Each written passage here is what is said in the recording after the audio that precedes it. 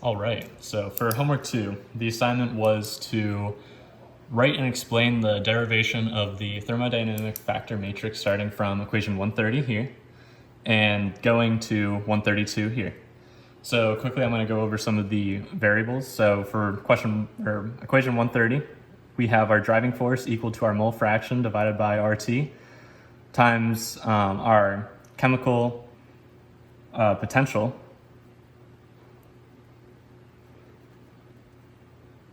of our species, which is derived based on a constant temperature, pressure with respect to position, which also can be rewritten right here as such. From there, we're going to turn this into a matrix based on our thermodynamic factor right here.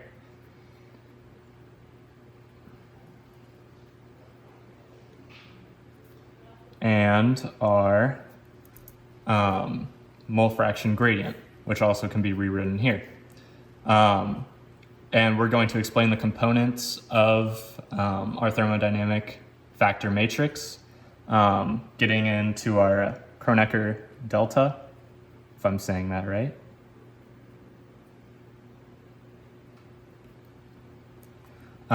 Which also can be explained in equation 1-33, but we will get into that later. So starting off, we are going to use the same equation we used in class, relating chemical potential, this mu sub I, to an activity coefficient, which can be seen in this thermodynamic factor matrix equation.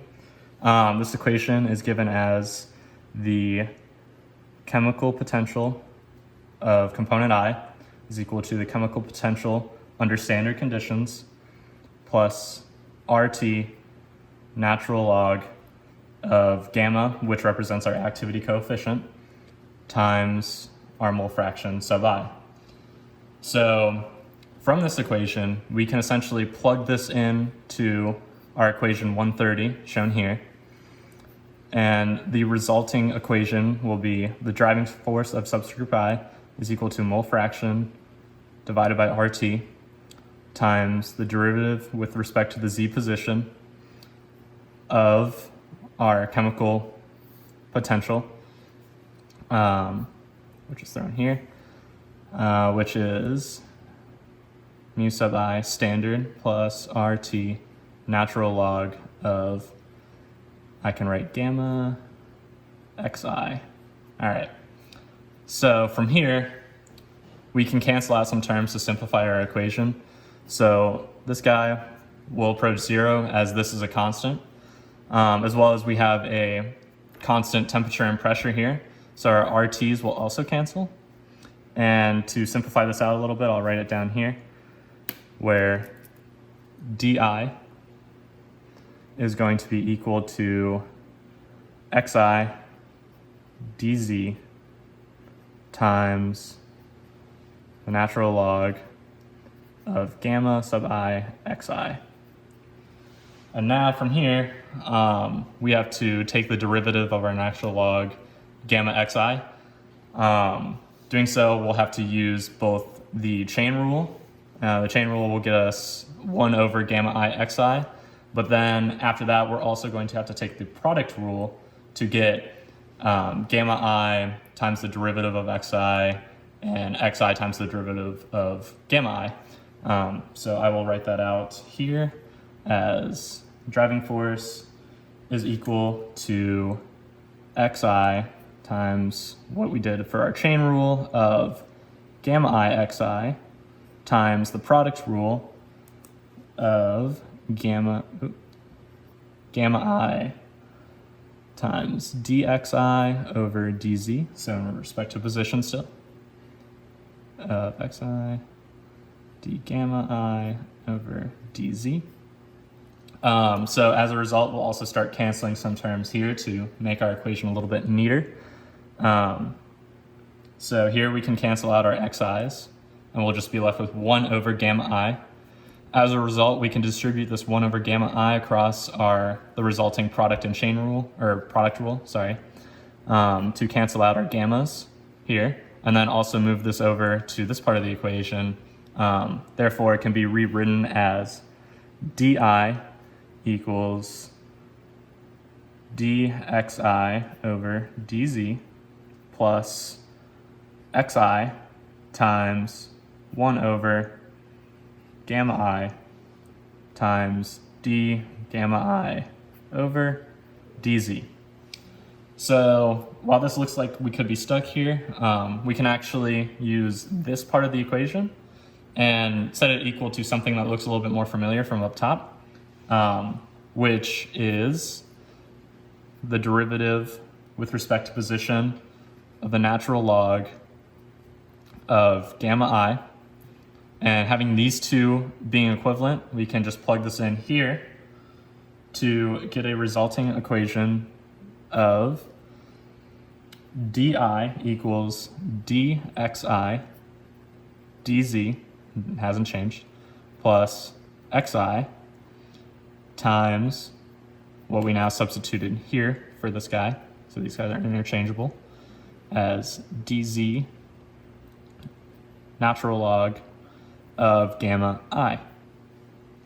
So from here, we can actually use this derivative and expand it out into its partial derivatives for, we'll just use a 3-component mixture, but this can go up to 1,000, 1,000,000, or it can be as simple as just 2, but we'll just use 3 for simplicity's sake.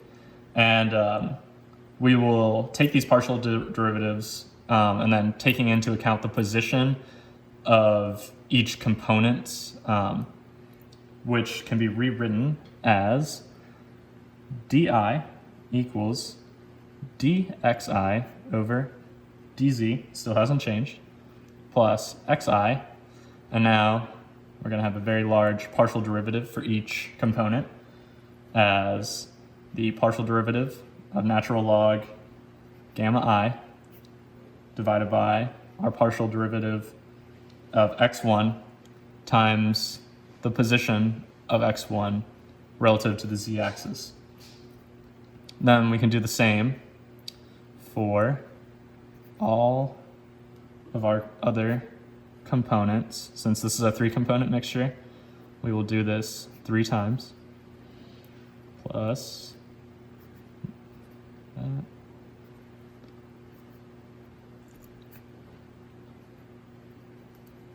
times dx3 dz.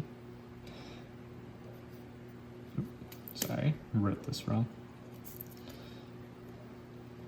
All right, so from this equation, we can see that this is the driving force relative to the I species. However, if we have multiple species, we obviously need to solve this and replace this I with component 1, 2, 3, 4, 5, 6. Therefore, we can simplify this a little bit by showing this as a matrices. This matrices, for our case, we will only evaluate in terms of D1, D2, and D3.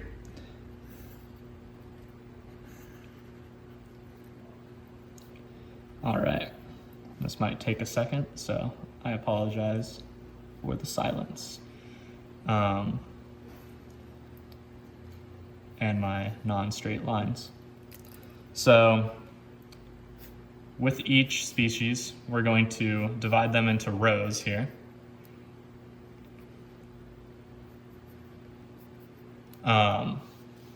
Starting out, we can write this as 1 plus x1 partial derivative of natural log gamma 1 over partial derivative x1. And we can separate some columns. Then for our next species, we use x1 partial derivative of natural log gamma 1 partial derivative of x2. And I'm going to continue to fill this out for the rest. Gamma 1.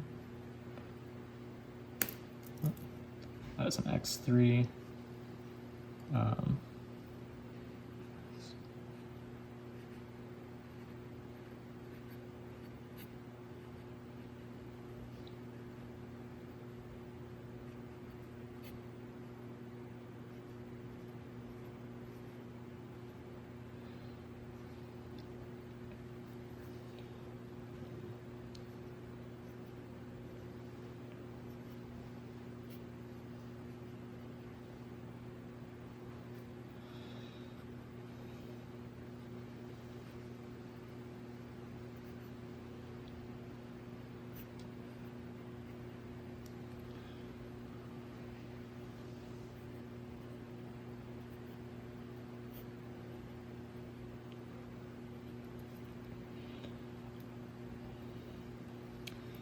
And if you notice, when I'm writing this matrix, you'll see that across all of these, this diagonal line, you'll notice I added a 1 plus here. And that is because when we look at equation 132, as we're defining each of these components, we are using this format of Kronecker delta plus I times the partial derivative of natural log gamma over partial derivative of xj. This 1 plus is a result of I and j being equivalent, whereas the each column represents the j species and each row represents the I species, as we discussed with our driving force. Therefore, when I and j both equal each other, this 1 is added here and substituted in for our Kronecker delta. Therefore, we get this matrices for our thermodynamic factor.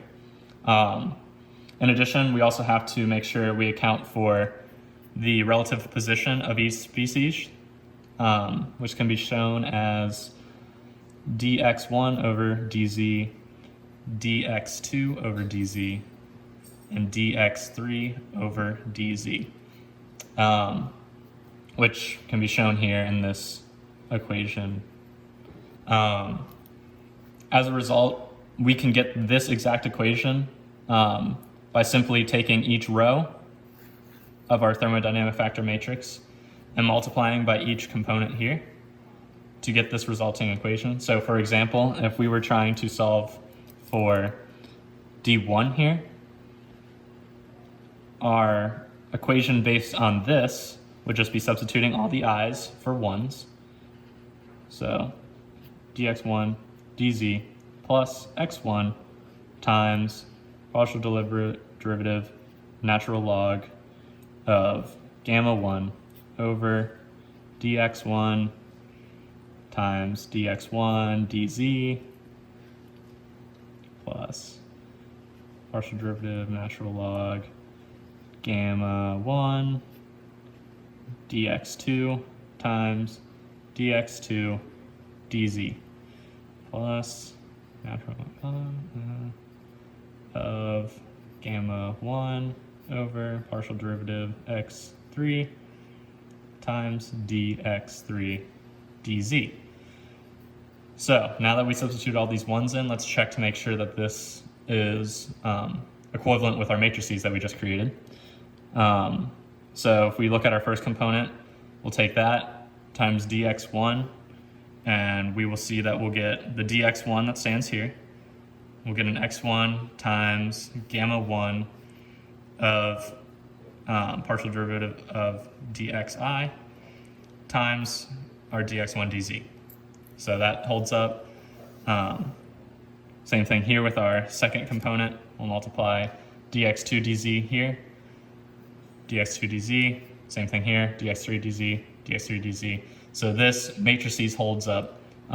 This matrices as a whole is reflected as equation 1-31, where you have this whole thermodynamic matrices, which is shown in the equation as this T, I, J, again, where I represents the rows and J's represent the columns, and our X component gradient, which is shown as this 1/3 column, and shown in the equation as delta xj.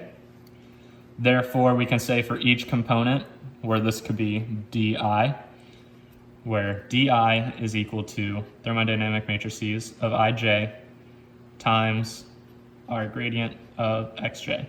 Therefore, 1-31. And like I said before, our 1-32 is each individual component inside of our thermodynamic matrices here. That is all. Thank you.